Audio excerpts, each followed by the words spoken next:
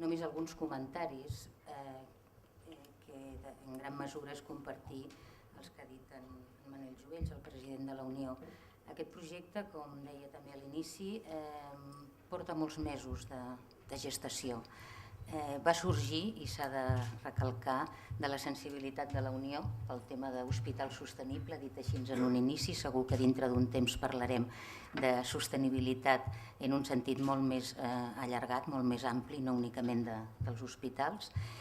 I també això s'emmarca dintre d'una iniciativa més àmplia, com comentava en Manel Jovells,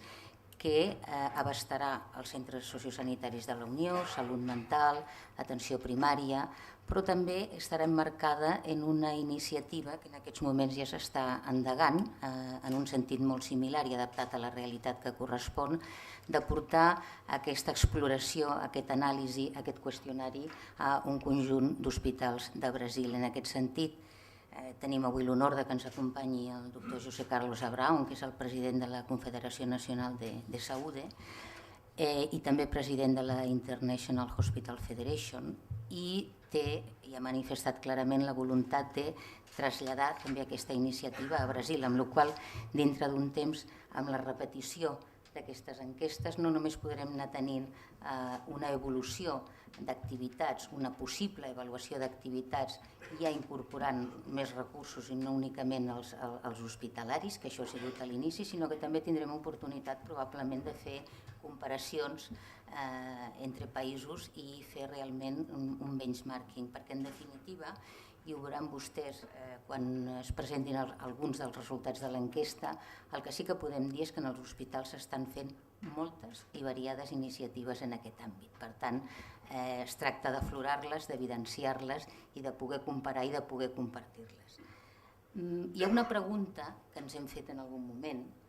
de dir per què ara en aquests moments, en un moment en què en el sector salut a Catalunya, a Espanya i podríem dir a nivell internacional, el repte és com mantenir la qualitat dels serveis, com mantenir les prestacions a un cost que realment sigui sostenible per part dels sistemes de salut de cada país, perquè nosaltres en aquest moment parlem de desenvolupament sostenible. Jo afegiria, i d'alguna manera també és reiterar algun dels elements que ha dit en Manel Jovells, alguns elements per la reflexió, quan ens fèiem aquesta pregunta. Per una banda, parlar de desenvolupament sostenible vol dir parlar d'un concepte ampli que abasta tres elements fonamentals o tres pilars: el desenvolupament i la sostenibilitat econòmica, el desenvolupament social i el desenvolupament mediambiental. El sector salut està claríssim que, i és conegut per tots nosaltres, el paper que té de motor econòmic, de motor de desenvolupament social i, lògicament, de motor de millora de la salut de la població. Però també el sector salut té quelcom a dir, quelcom a fer en l'àmbit de desenvolupament mediambiental. Per tant, vam voler fer aquesta iniciativa per un compromís clar amb l'eficiència, perquè com vostès veuran i com vostès coneixen, perquè estan en el dia a dia de les institucions, parlarem d'àmbits que tenen un impacte econòmic important en el conjunt del pressupost dels hospitals i dels centres en general de salut. Parlarem de recursos econòmics, d'eficiència energètica,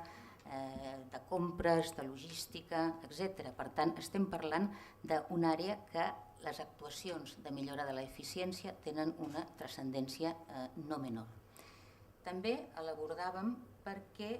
les institucions de salut en general i els hospitals són institucions que tenen un elevat consum de recursos, el triple que qualsevol edifici convencional, en termes d'energia, en termes d'aigua,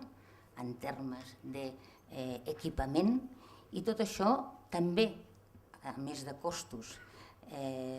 té una repercussió important en el medi ambient. Per tant, el sector salut, i és un altre dels motius perquè hem volgut abordar aquest tema, ha de tenir també un paper de lideratge, no solament en el que és eficiència en termes econòmics, en termes de desenvolupament social, sinó també eficiència en termes d'impacte mediambiental. També abordàvem aquest tema per una qüestió de relació i de compromís amb el que és la pràctica clínica i la qualitat assistencial. L'eix troncal del que són les institucions de salut, en la qual els protagonistes indiscutibles són els professionals i per tant també volíem fer una aproximació en aquest sentit des del punt de vista de desenvolupament mediambiental, de desenvolupament econòmic i social, el que és la pràctica clínica i la qualitat. I finalment, perquè com dèiem, i no menys important perquè s'anomeni al final, sabem i sabíem que els hospitals estaven desenvolupant múltiples iniciatives en aquest sentit i volíem aflorar-les. Hem volgut fer el que sabem fer de vegades en termes molt coneguts pels que treballem en salut, hem volgut posar el termòmetre als hospitals, preguntar als professionals i a partir d'aquí obrir el debat. És a dir, hem fet el que en general en salut es fa per avançar en el debat i en el coneixement. Hem volgut conèixer, hem volgut analitzar i hem volgut mesurar, perquè a partir d'aquí realment es puguin veure evolucions i es puguin veure elements de millora. Per tot aquest conjunt de factors vam pensar que aquesta iniciativa era de gran interès. Abans de passar a la presentació de resultats, jo sí que voldria agrair, doncs, lògicament, per una banda, la visió de la Unió, de la institució, per tirar endavant aquesta iniciativa, quan la vam debatre, la col·laboració i el temps i l'esforç dedicat pels diferents professionals que han contestat el qüestionari,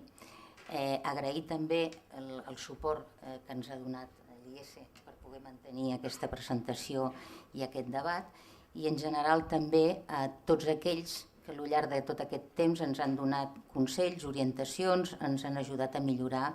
tota aquesta feina que avui els hi presentem com una primera, com un avenç del que pot ser un treball molt més llarg i molt més extens i no únicament que abasti els àmbits dels hospitals. Moltes gràcies també a tots vostès per estar aquí, per l'interès i pel temps que dedicaran. Sense més,